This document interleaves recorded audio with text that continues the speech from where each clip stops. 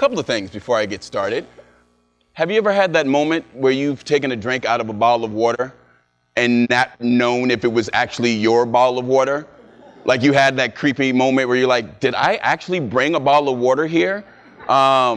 Which is to say that if it was your bottle of water on stage right, off stage right, I'm sorry. But I had to perform. Other things, wow. Thanks, Cultural DC, for the invitation. But next time, how about putting me before Crystal's Bacon? I can only make one sound with my mouth.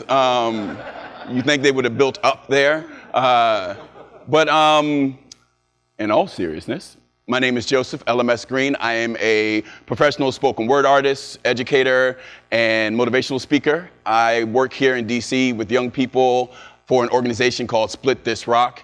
And woo! Hey! Yeah, I'm the youth programs coordinator there. Awesome. I was asked to write a poem about DC, but I am a rebel, so I wrote a poem to DC.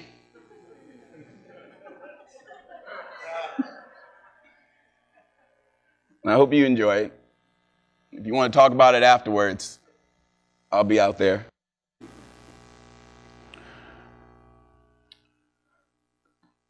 How many people have ever seen spoken word performed live before? I can't see any of you, so make noise. Okay, cool, awesome. Sometimes I go into other spaces and I forget to bring everything that spoken word is to that space. So if you hear something that you like while I'm performing, this is not a poetry reading. This is a poetry uplifting. This is a spiritual assault. We want there to be interaction between you and I. So if you hear something you like, you can snap. Everybody snap real quick. Awesome, cool. If you hear something you like, you can say word. Everyone say word. Word. Say it with your chest. Say word. Word. There it is. And you can make that sound you make when you have a delicious piece of chocolate. I didn't even have to tell you. You know what I'm talking about. And my favorite thing in the world, no matter what your religious denomination is, if you hear something, you can take the word she and take the word Jesus and you can smush it together. And if you hear something that makes you feel particularly holy, you can say Jesus. 1, 2, 3. Jesus. There it is. And now a very serious poem. I don't believe in arguing about the future through the lens of nostalgia. When I dream of the city I pray DC will one day grow to be, I dream in the same way I do with my own son.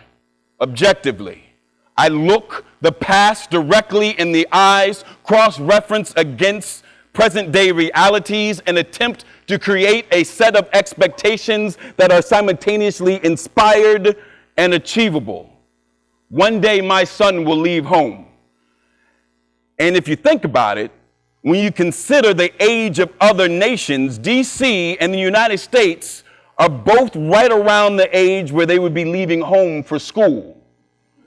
If DC were my child, and I oftentimes dream it is, here are a few things I would tell it before it went off to college. 1, be you. That is to say, never let anybody define you but you. Express your truest self with almost reckless abandon, almost. Seek to achieve balance through diversity of studies. Enrich your inner and outer beauty. Learn better how to both riot and meditate. Embrace the cultural influences of the world. Your veins are crawling with the DNA of former slaves and immigrants. Know that one day we will ask you to represent us all. 2, get some tattoos. Too often the pragmatic and stale have sought to silence the music that only the eyes can hear. They would criminalize the painting of your passions. Do not let them. Your voice has always been vibrant, resilient, and rebellious, a witch's brew of firecrackers and blood, freedom, and the sacrifices paid for us to get here. Allow your skin to present mural-like testimony. Not all tattoos are fond memories. Some bleed in solemn recognition of heroes whose name will never be sung. Do not cover up your scars. You've burned more times than most. Each an awakening or rebirth. This is to say, there are lessons to be learned in the flames, the loudest of which is to remember to listen to your heart, or it will get your attention forcibly. 3, do not forget about the people who got you here. I nicknamed you Chocolate City for a reason. The cobblestone and brick that act as backbone to who you are today was laid by a disenfranchised people. Never forget that the hands that signed your birth certificate are not the same as the hands that raised you. The truth of your identity lies in the complexity of your upbringing. This is to say, never forget that the rhythms that rocked you to peace after tragedy are not born on these shores. How well you ran, remember that, after you fought for your emancipation. How well you ran before the ravishing of your drug years. The spirit of the people that paid the price for your progress with their lives still lies within you.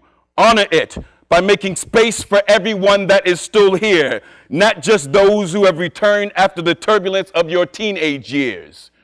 4, dance.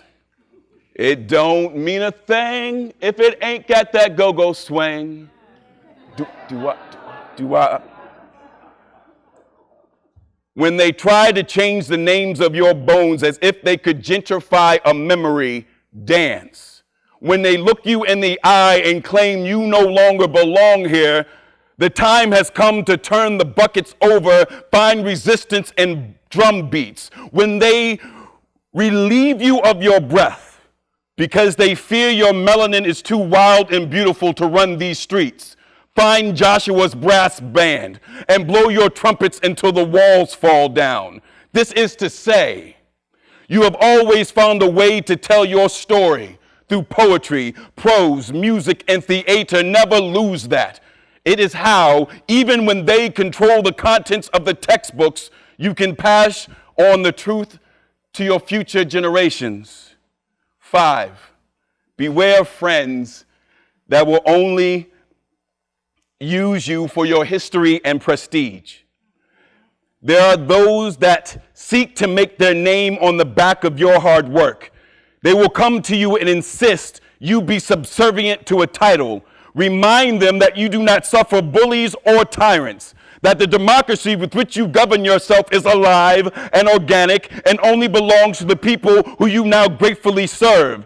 It is okay to experiment. It is 2017. Political identity and party orientation is fluid. This is to say, live. This is to say, love.